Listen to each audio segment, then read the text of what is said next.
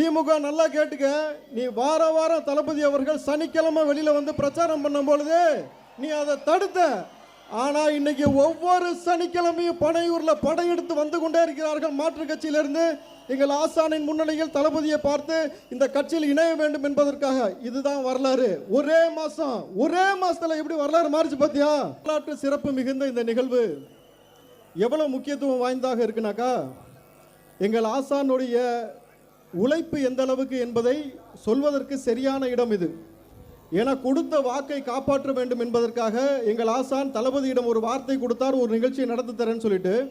அன்று அவருடைய உடன் பிறந்த சகோதரி அவர்கள் இறந்து விட்டார் என்ற செய்தி வந்த பொழுது அந்த செய்தியை மறைத்து விட்டு யாரிடமும் சொல்லாமல் நம்ம அழுதோம்னா நம்மளுடைய சோகம் எல்லாருக்கும் தாக்கம் சொல்லிட்டு தன்னுடைய அழுகையையும் சோகத்தையும் மறைத்து கொண்டு அந்த நிகழ்ச்சியை நல்லபடியாக நடத்தி முடித்த எங்கள் பொதுச் செயலாளர் அவர்கள், அதற்கு பின்பாக தான் அவர் கண்களில் இருந்து தண்ணீரே வந்தது என்றால் தளபதி மீது அவர் வைத்திருக்கக்கூடிய பற்று, பாசம், நம்பிக்கை, அதை விட அவருக்காக எவ்வளவு விசுவாசமாக இப்படி ஒரு மனிதன் இருக்க முடியுமா?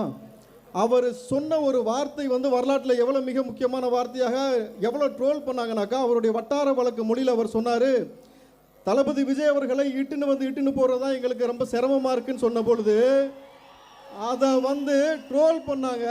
ஆனால் இன்னைக்கு வரலாறு எப்படி மாற்றி வச்சிருக்குன்னா, எங்கள் ஆசான ஒரு நிகழ்ச்சிக்கு இட்டுன்னு போகிறது அவ்வளோ கஷ்டமாக இருக்குது.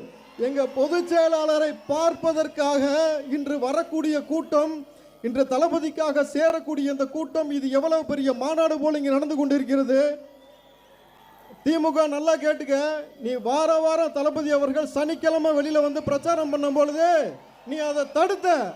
ஆனா இன்னைக்கு ஒவ்வொரு சனிக்கிழமையும் பனையூர்ல படையெடுத்து வந்து கொண்டே இருக்கிறார்கள் மாற்று கட்சியிலிருந்து. எங்கள் ஆசானின் முன்னிலையில் தளபதியை பார்த்து இந்த கட்சியில் இணைய வேண்டும் என்பதற்காக. இதுதான் வரலாறு. ஒரே மாசத்துல எப்படி வரலாறு மாறிச்சு பாத்தியா? இதுல நான் ரொம்ப பேசுறதை விட இன்றைக்கு எல்லாரும் எதிர்பார்க்கக்கூடிய பேச்சு யாருனாக்கா, ஆக்ஷன் கிங், சினிமாவில் ஆக்ஷன் கிங் அர்ஜுன் அவர்கள். என்று அரசியல் ஆக்ஷன் கிங்னாலே இன்னைக்கு ஆதவ அர்ஜுனா அண்ணன் தான். அரசியல் ஆக்ஷன் கிங் ஆதவ அர்ஜுனா அண்ணன். அவர் களத்தில் இறங்கும் போது தான் இன்றைக்கு திமுக அவர் ஒரு அடி அடிச்சுட்டு போயிறாரு. என்ன மாதிரி அடிக்கிறார் தெரியுமா? அவர் வாலிபால் எப்படி பந்து அடிக்கிற மாதிரி அடிக்கிறாரு. ஓடி போய் பந்து எப்படி வலையில ஒளிதோ அதே மாதிரி அவர் அடிக்கிற அடிக்கு ஒவ்வொரு பையனும் ஓடி போய் பொந்துக்குள்ள ஒளிஞ்சுக்கிட்டு ஒப்பாரி வைக்கிறானுங்க திமுக. நல்லா புரிஞ்சுக்கோ, வரலாற்று சிறப்பு மிகுந்த நிகழ்வு நடந்து கொண்டிருக்கிறது. என் அன்பு தம்பி ரமேஷ் அமைச்சர் அவர்கள் சொன்னது போல, வரலாற்றில் எதிர்கட்சி இல்லாமல் நிரந்தர முதலமைச்சராக தளபதி விஜய் அவர்கள், அவர் நெஞ்சில் குடியிருக்கும் இந்த மக்களோட பேரன்போட தொடர்ச்சியாக அவர் இருக்கும் வரையில் இனி அவர் தாண்டா முதலமைச்சர். நல்லா எழுதி வச்சுக்கோ, அதிமுக கரைந்து விட்டது.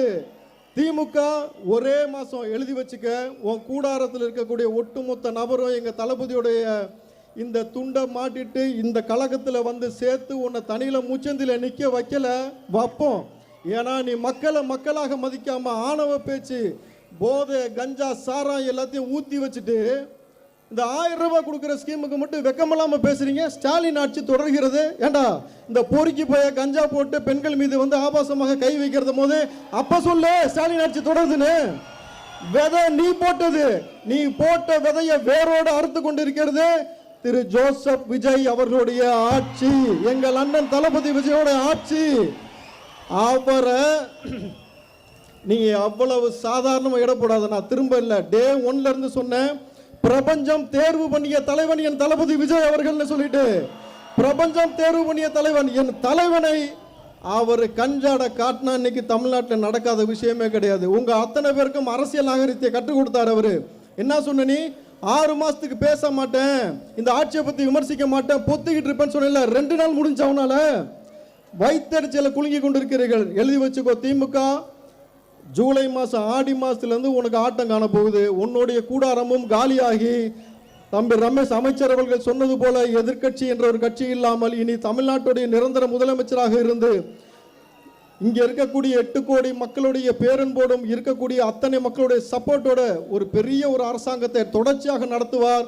அவர் சொன்னது போல பெண்கள் விஷயத்துல நோ காம்ப்ரமைஸ். இனி கஞ்சா போடுறவன், கஞ்சா விற்கிறவன், இந்த மாதிரி சேட்டை செய்கிறவன் தயவு செஞ்சு திருந்திக்க. அதான் உனக்கு நல்லது. உனக்கு திருந்தி நல்ல வேலை வாய்ப்பை ஏற்படுத்தி கொடுப்பதற்காக அரசாங்கம் முயற்சி எடுக்கிறது. விளையாட்டுத்துறை அமைச்சர் இங்கே இருக்கிறார். உங்களுடைய வாழ்க்கையை எந்த அளவில் மேம்படுத்தணுமோ அதை செய்வார். எங்கள் ஆசான் பொதுச் செயலாளர் இருக்கிறார். அவர் கஞ்சாடை காட்டினால் போதும், தமிழகத்தில் நிற்கக்கூடிய ஒவ்வொரு அமைச்சர் பெருமக்களும் சொல்லி பம்பரமாக சுழண்டு நம் மக்களுக்காக உழைத்து கொண்டிருக்கிறார். நம்மளது நல்லாட்சி நிச்சயமாக இனி தளபதி இருக்கும் வரை தொடர்ந்து கொண்டே இருக்கும். இன்றைக்கு இவ்வளவு பெரிய மாநாடு போல் இவ்வளவு பெரிய நிகழ்ச்சி ஏற்பாடு செய்து மாற்று கட்சியிலிருந்து வந்த சகோதரர் அனைவரையும் வருக வருக என வரவேற்று, இனி நீ எந்த ஊருக்கு போனாலும் கெத்தா சொல்லலாம், நான் டிவி கேட்கறேன்டான்ட்டு. உன்னுடைய முகவரி எல்லாமே டிவிக்கு. தளபதிக்காக நம் எல்லாரும் ஒன்று கூடுவோம், சிறந்த ஆட்சியை தருவோம். வாய்ப்புக்கு நன்றி கூறி விடைபெறுகிறேன். நன்றி, வணக்கம்.